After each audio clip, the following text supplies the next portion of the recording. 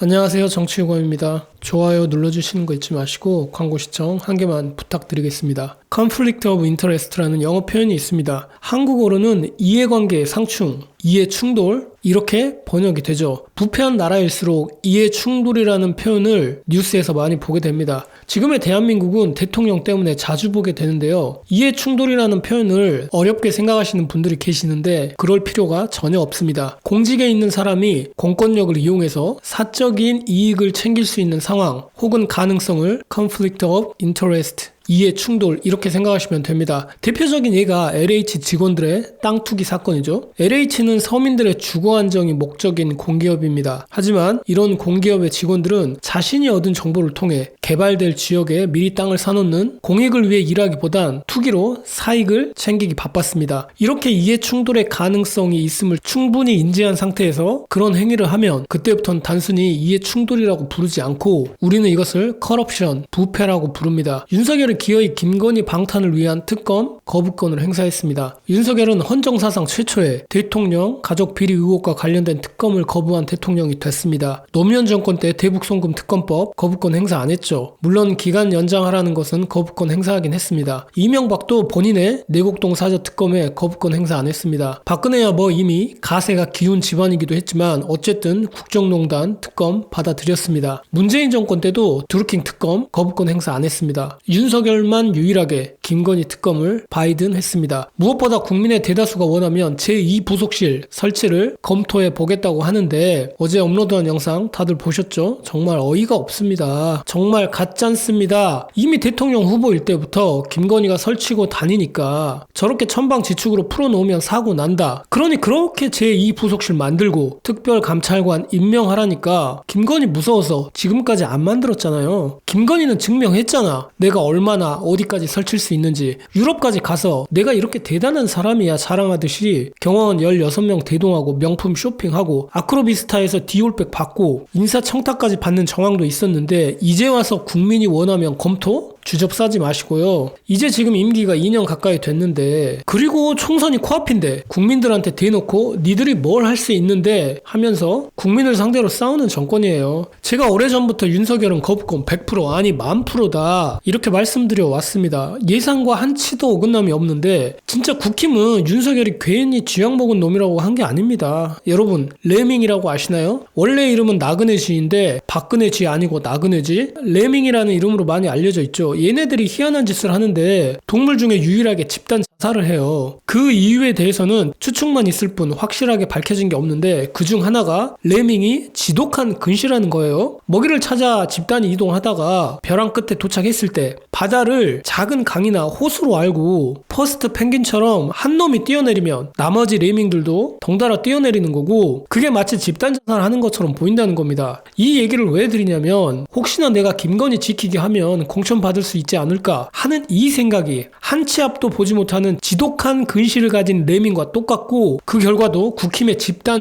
자살과 비슷해 보여서 말씀드리는 거예요. 진짜 아무리 생각해봐도 국힘 이 레밍들은 대구, 경북, 강남, 의석수 다 해봐야 얼마나 된다고 저렇게 입국 닫고 있는지 정말 이해가 안 돼요. 어쨌든 그렇다고 해서 윤석열이 단순히 멍청해서 이런 판단을 내렸다고 생각하진 않습니다. 검찰 독재 정권 아닙니까? 지들 나름대로 법에 대해서는 대한민국 최고라고 생각하는 놈들이 수두룩할 텐데 그거 알면서도 대통령 권력을 총동원해서 막고 있는 형국이에요. 그런데 그 막는 게 너끈히 막는 게 아니고 정말 쥐어짜내서 막고 있는 겁니다. 그래서 민주당에서도 세게 나오는 모양새인데 민주당이 가장 문제 삼는 부분도 제가 앞서 언급한 대통령이 본인과 가족에 대한 수사를 본인이 거부하는 게 이해상충이라는 거고 그래서 계속 거부권 쓰면 헌법재판소에 권한쟁의 심판 청구를 검토하겠다는 거고요. 권한쟁의는 네가 뭔데 나한테 이래라 저래라야 이렇게 생각하시면 됩니다. 즉 피해를 본 대상이 청구를 하는 거고 그 피해가 위법으로 발생했냐 아니냐 이걸 따지는 건데 일전에 국회에서 검경수사권 개정안 통과되니까 한동훈이 저거 국회가 이상한 법 만들어서 검찰에 수사권 제한한다 이게 잘못됐다 그러면서 권한쟁의 심판 청구했었는데 많은 분들이 잘못 알고 있는 부분이 뭐냐면 이 건 전체를 한동훈이 청구했고 한동훈은 각하됐다 유명한 진보 유튜브 채널이 자꾸 그렇게 말해서 사람들이 그런 줄 아는데 그게 아니고 한동훈과 검사 6명이 같이 청구를 일부러 한 거고, 제가 위에서 말한 대로 피해를 당한 사람이 청구해야 한다고 했잖아요. 지들은 검사가 피해를 본다는 거잖아. 그러니 한동훈은 검사가 아니니까 넌 신청 자격이 안 된다는 거고, 나머지 검사 6명은 정상적인 자격으로 신청을 했으니 헌재에서 살펴본 거죠. 판결은 알고 계시는 것처럼 수사권은 국회에서 법률로서 얼마든지 마음대로 할 수 있다는 거고요. 민주당이 윤석열의 거부권에 대해서 권한쟁의를 신청하면 99% 각하 나옵니다. 거부권은 대통령의 권한이니까. 다만 윤석열의 거부권 행사는 탄핵 사유가 될 수 있어요. 박근혜의 탄핵 결정문을 보면 이런 구절이 있습니다. 피청구인이 박근혜죠. 최서원의 국정 개입을 허용하고 국민으로부터 위임받은 권한을 남용하여 최 씨 등의 사익 추구를 도와주는 한편 이러한 사실을 철저히 은폐한 것은 대의민주주의의 원리와 법치주의의 정신을 훼손한 행위로서 대통령으로서의 공익 실현 의무를 중대하게 위반했다. 제가 왜 맨 앞에 이해 충돌을 설명드렸냐면 대통령은 공익 실현의 의무가 있습니다. 그런데 박근혜는 최순실 등의 사익 추구를 도왔다는 거예요. 마찬가지로 윤석열의 거부권 행사는 김건희와 넓게 보면 본인에 대한 수사를 막음으로써 둘만을 위한 사익을 챙기고 있다는 겁니다. 그러면서 거부권을 쓰는 게 마치 국민을 위한 것처럼 호도하고 있는데 윤석열, 한동훈, 레밍들이 하는 변명은 앞뒤가 안 맞죠. 독소조항인이 하는 것들 윤석열 본인이 특검에 합류해서 수사했을 때도 그 특검법에 그대로 다 있던 겁니다. 특검 사팀에서 브리핑하고 박근혜한테 직접 징역 30년, 벌금 1185 구형했던 한동훈이 그 조항을 악법이니 뭐니 하는 꼬락서니도 어처구니가 없고요. 김건희를 탈탈 털어 소환도 못했다고 우기면서 소환 조사 한 번 안 하고 무혐의 정결 처리도 못하고 있는데 그러면 그게 소환 안 한 거지 못한 게 아니죠. 왜 무혐의 정결 처리 못하겠어요? 그렇게 했다가는 나중에 이거 100% 못 되는 거 알거든. 이러지도 저러지도 못하는 거예요. 그러니까 한동훈이 비대위원장,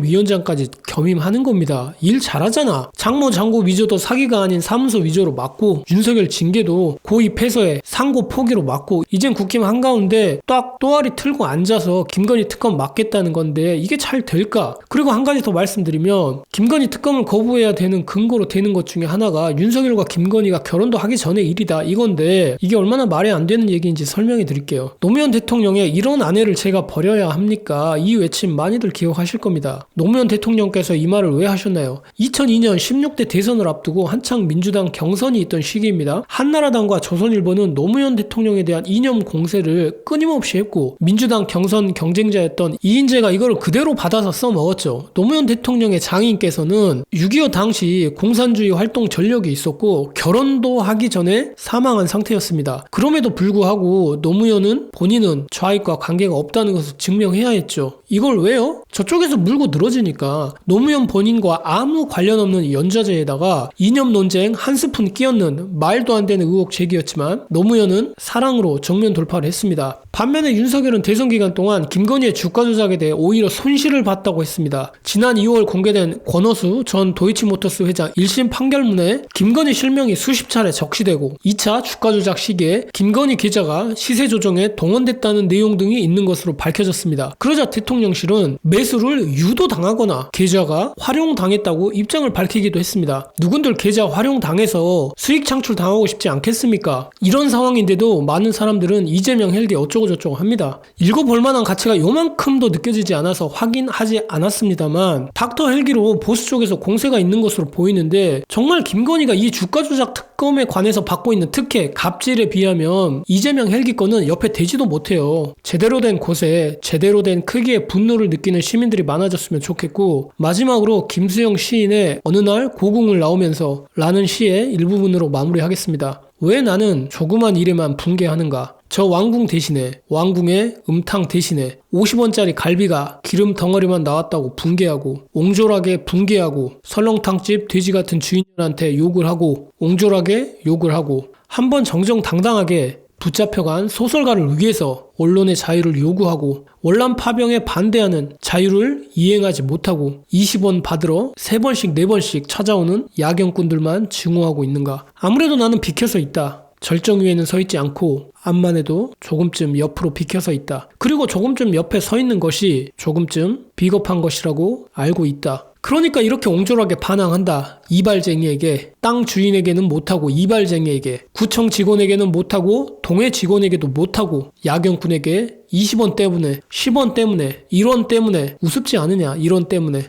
모래야, 나는 얼만큼 작으냐? 바람아, 먼지야, 풀아, 나는 얼만큼 작으냐? 정말 얼만큼 작으냐? 오늘 내용은 여기까지고요. 저는 정치유감이었습니다.